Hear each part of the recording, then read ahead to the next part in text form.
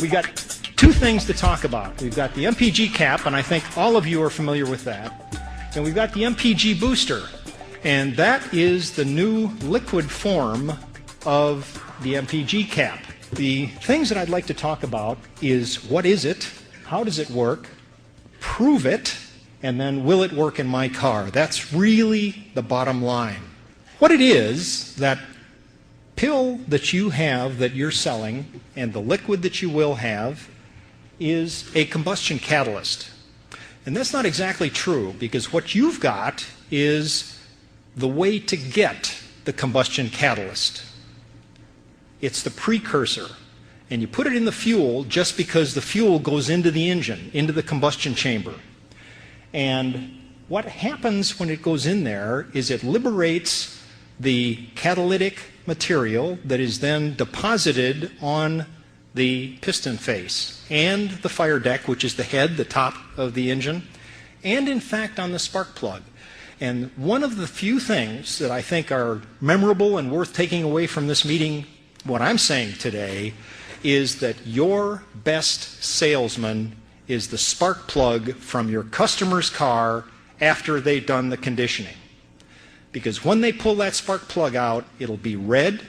That is the reason that it's effective in their car, and that's all you need to know.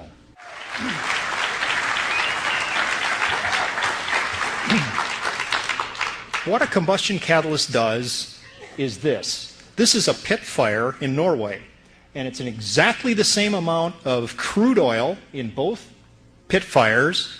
This is without the catalyst, and this is with the catalyst. Only difference, except it was a little bit lighter day, so they had to adjust the, because there was so little smoke, they had to adjust the focus on the camera. That's why the sky looks darker. They were trying to show what little smoke, just that there was some smoke left. That's what a combustion catalyst does.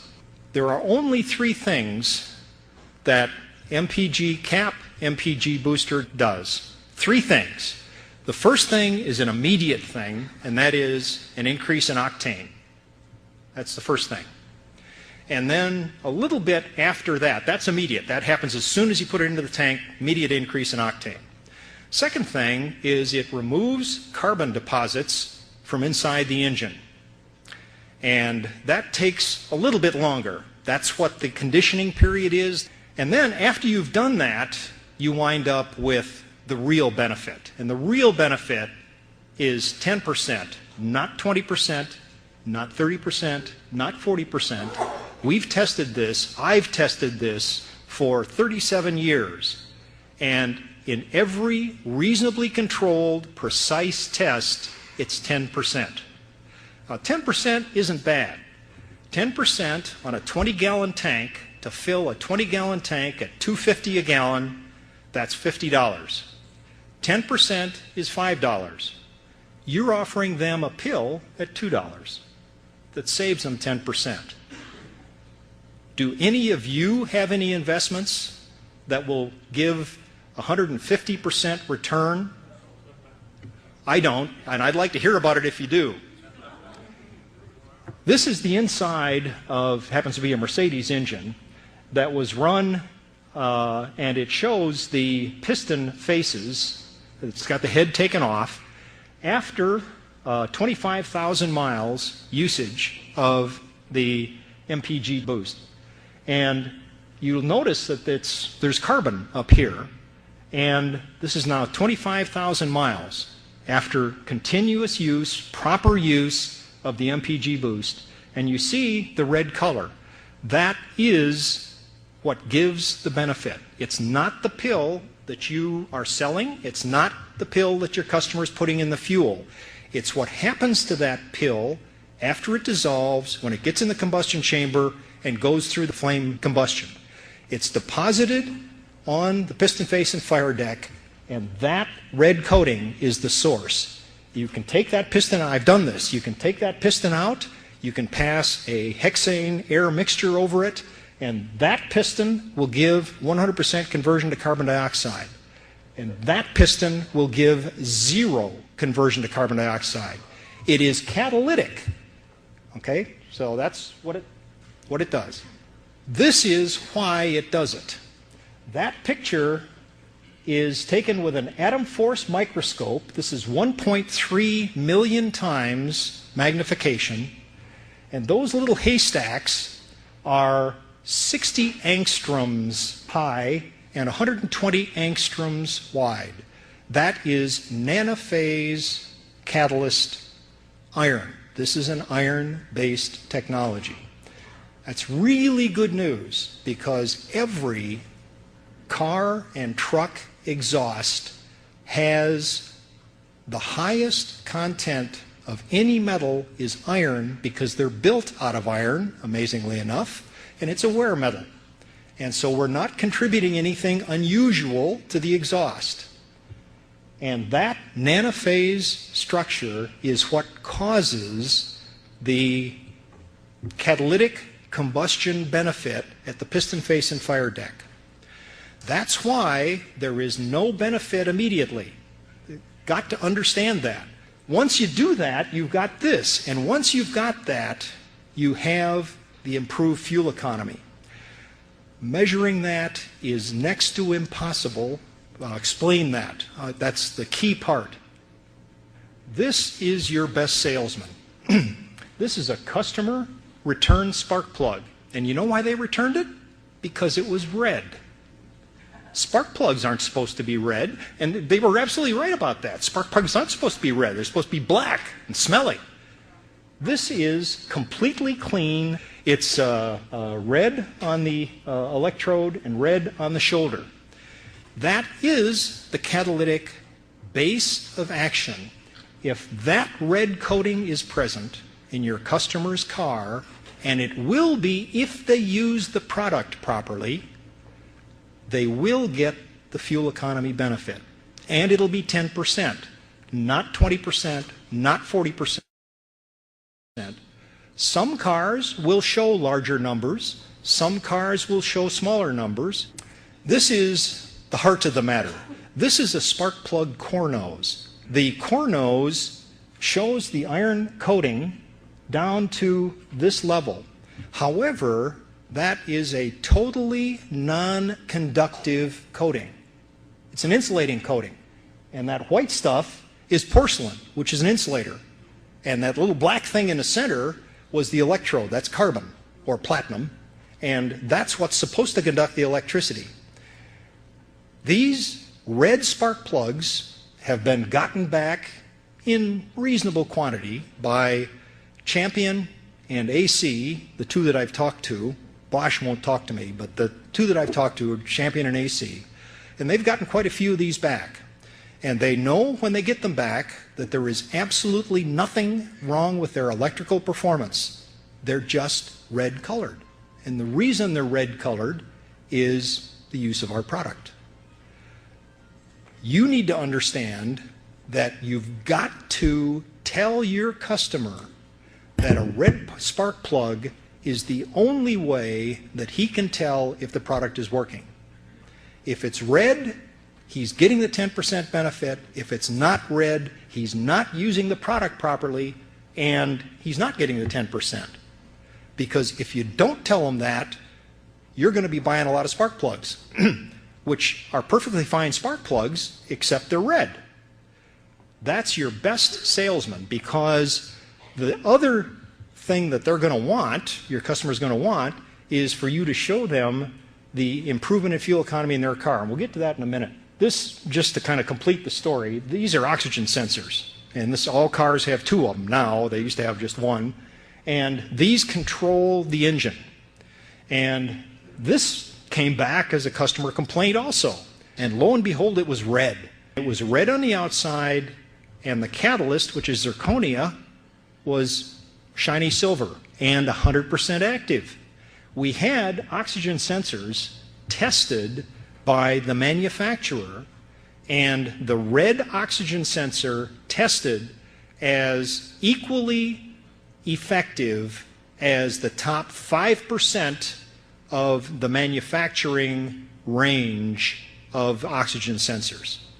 It does not deteriorate in any way oxygen sensor or exhaust catalyst. In fact, 50,000 mile testing which is the catalyst durability test, 50,000 mile testing with the MPG cap technology, showed an improvement in all three exhaust gases, hydrocarbons, carbon dioxide, and oxides of nitrogen, when the MPG boost was used versus the exactly same car run at the same time where it didn't use the MPG boost. So it was an exact apples-to-apples comparison. Improves catalyst performance, does not deteriorate spark plug or oxygen sensor performance. Red is good. We like red, right? Okay. One of the things about this being a metal-containing additive that may occasionally raise a question is, oh boy, it's going to cause deposits. This happens to be an exhaust valve out of a heavy-duty diesel, and this exhaust valve, as you see it here, is red, amazingly enough. It has had 250,000 miles of usage, 100% treated with MPG Boost, the liquid product. It's actually a slightly different product because it's for diesel. This product has 1.38 million miles on it, as you see it here. 250,000 miles of those are with a product called Catane. I'll get into that in just a second. The recommended Caterpillar oil drain for this vehicle was 25,000 miles. This had, for the entire 1.4 million miles, extended oil drain, 40,000 miles. It should be really, one of the places that extended oil drain should show up is on the exhaust valve because of all the excess garbage that comes up from the dirty oil. That exhaust valve was judged by the Caterpillar service engineer who witnessed this teardown as what he told the company that owned the truck. He told them to put the parts, all of them, back in, including that valve, that he thought, based on his experience as the Caterpillar factory engineer, to go another another million miles. There is no possibility.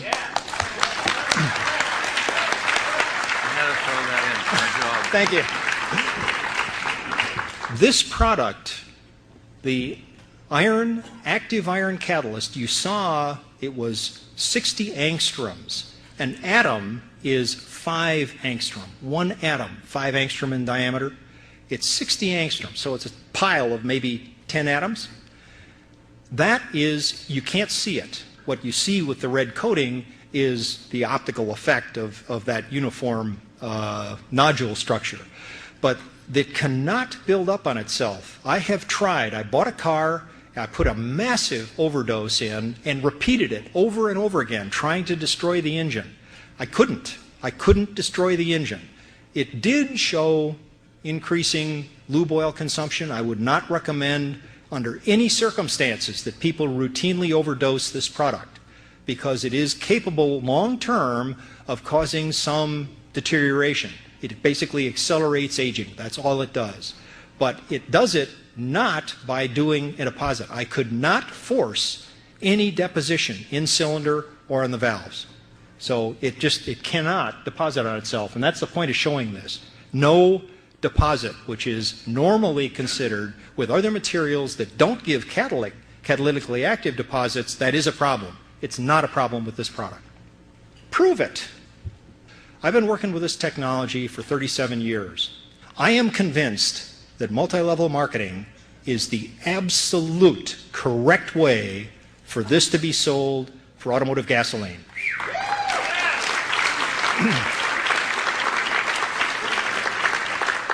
And the reason for that is the basis of the sale is trust. And you get a chance to explain to the customer that this product is different. It's not like those other 100 products. This one actually works. And the way they can tell it works is it will give them something absolutely unique in the fuel additive and catalyst industry, and that is if you pull out the spark plug, it's red. And that red is not paint, it is the catalytic coating, and that's the reason it works. Okay? Absolutely unique, but you've got to explain it. And what you've got to explain is they've got to look for that red coating that the performance has been proven. And we'll get into that right now. Double-blind statistical study. I used to work, in fact, when I first did this development, I was working for a pharmaceutical company. They insisted that we prove it. So we did with their sales fleet. And it was done in 1973, 270-car national sales fleet. That means that the cars were operated by salesmen all over the United States. And we split that fleet into 3 groups. One had what's called a placebo, which means that they got a sample of a liquid that looked just like the other 2 liquids, but it was nothing but a solvent, could do nothing to improve fuel economy. The second one had a detergent in it that cleans up the fuel system. Back then, that was thought to be important, so we wanted to see what a detergent did. And then the MPG boost formulation in the third. And these were randomly selected, and this is as close as the random selection could get the baseline fuel economy. Not very good. That was, in fact, fleet average back in 1973. And then they did a 1,380-mile dose at a single concentration to condition the engine, and then the final 4 weeks showed with the placebo, the solvent that could do nothing, it showed nothing. No change, less than 1%. The detergent, which maybe should have done something, that's what Shell sold up in Canada as their mile per gallon gasoline. I don't know if any of you saw that. They ran the ad campaign for about 6 months trying to sell what the laboratory tests, EPA's test, what the laboratory test said was 3%. It did absolutely nothing on highway. Very, very typical. MPG boost, amazingly enough, 9.3%. We did another test in 1995. The full fleet of 1,600 units, and this is the percent change month by month in fuel economy. And this block is when they used 1 month of the MPG boost at the conditioning, and then 3 months with the normal usage rate. And what you see is it bounced up to 10%, and then they stopped using it. Does anybody here remember why this stuff works? Anybody remember? Does it have to do with a catalyst coating on the piston? And do you think it's possible that if you stop using that catalyst precursor, that maybe that catalyst coating might last a little while? Does that sound reasonable? It's exactly what happens. And then it went away completely. The benefit went away completely. You have to keep using it. There's no free lunch. Okay? Anybody got that?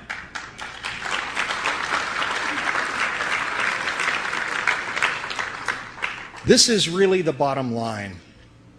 All of your customers, most of your customers, save maybe your mother and your brother, will want to see it work in their car. And they can. But the way they can is to look for that red spark plug. This is, one of my cars is a 2003 Civic Hybrid. And this is miles per gallon. You take how many miles you travel each fill, and you divide that by the number of gallons you put in when you fill a tank, and lo and behold, you get one of these little blue dots. And this is from when I bought the car, which had 241 miles on it, in 2002 until November of last year. And I just haven't updated it. The story is the same. One thing that I was interested in, this is new technology, this hybrid technology. There is absolutely no loss in fuel economy efficiency over that time frame. And that's really big news. That's very, very positive. Another thing that's kind of positive is that the average is 40.7 miles to the gallon. That's not too shabby. I'm a very aggressive driver. I drive jackrabbit starts, and I pass anybody that's not doing 75 miles an hour. And so that's why what they advertise, what the EPA numbers are on this car, I really should be able to get, as an average, about probably 45 to 47. But I'm an aggressive driver, and I pay the penalty. I enjoy the power. It's got lots of power. The problem that I'm trying to illustrate here is this green band is, again, the 95% confidence band. That means that 95% of the data points, miles per gallon at the fill, are going to lie within that range. And that range is 14 miles per gallon over an average of 40, or 34%. Now, you explain to me how your customer is going to sort out a real 10% benefit with a 34% variability. And I'll tell you he isn't, or she isn't.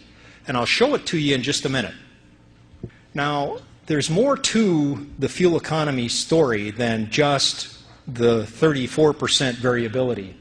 This green band, it's a little wavy, I apologize for that, but that is the statistical data fit for seasonality. And lo and behold, when you operate a gasoline vehicle, I'm from Denver, so this car's operated in Denver. And it gets cold in Denver during the winter. And when you operate a gasoline or a diesel vehicle in the winter, the lube oil runs colder because it's going down the road with cold air blowing over it.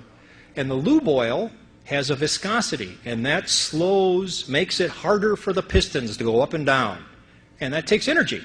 So it's a minimum fuel economy every winter. It's the same minimum, but every winter it's a minimum. And in the summer, it's a maximum. The reason I say that is that if your customers absolutely insist on running a fuel economy test, have them start the test in February and have them finish the test in July. And they'll get 10%. The bad news is if they put the MPG cap in July and then do the comparison in February, they'll see absolutely nothing. The product is 100% effective, and they'll see absolutely nothing. And just so that you're aware of it, the red line is the average fuel economy recorded by the computer, and the black line is the actual average fuel economy. For that vehicle over 2.5, well, this is actually, what, a 6-month period. And the point is that it does give, the fuel scan does give a little bit more precision to the measurement, but it is not accurate. It's off by 10%. The reason for that is this is oxygenated fuel, and oxygenated fuel has a lower BTU content, so it actually does provide fewer miles per gallon. But more importantly, this is a Japanese car, and it was calibrated for Japanese gasoline. And Japanese gasoline has a different density. It's got a higher density, therefore it has more fuel efficiency, and this is a volumetric. It measures the volume of the fuel, not the weight of the fuel. And so it's an error. It's just simply wrong. I just want you to know that that fuel gauge is not gospel. It doesn't make it easier to measure fuel economy. It's easier to get a number, and you get an instantaneous number, which is instantaneously misleading. It means absolutely nothing. The only way to measure fuel economy is with a large fleet, in doing routine business in a double-blind study, and we've done it twice.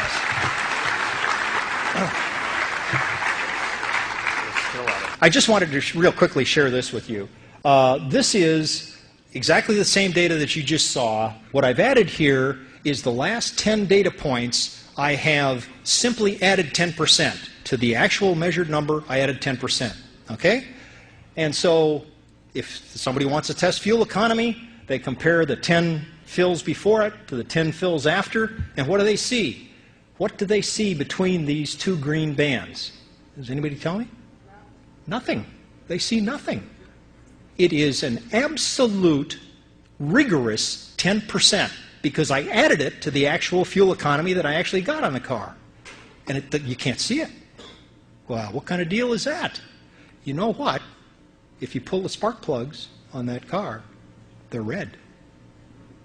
Finally, to the end of the story. There's something called the 10-2-10.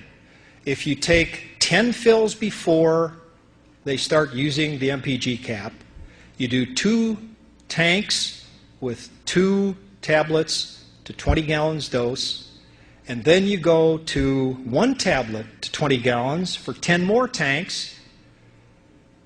Then that previous example that I showed you, if you do the statistical analysis, I'm an engineer, not a statistician, but I've learned enough statistics to do that, it actually shows statistically you can verify that 10% benefit that I showed on the previous slide. You can't see it, but it's there. And if you do this, if you take the 10 fills before, you order them from highest to lowest miles per gallon, throughout the 3 highest, the 3 lowest, and the average of 4 in the middle. You do the same at the end of it, order high to low, throughout the 3 highest, 3 lowest, average of 4 in the middle, and that shows almost exactly the same number as the formal statistical analysis. Believe me, I don't want to teach you people what I sweated blood to try and learn on statistics. That's not worth it, because that's not what's going to sell the product. What's going to sell the product is the red spark plug. By the way, that 10 months, 10 fills, 2 fills, 10 fills with normal driving is going to be 6 months. And the red spark plug happens immediately after the second fill. It's the end of my story, and I'm sticking to it.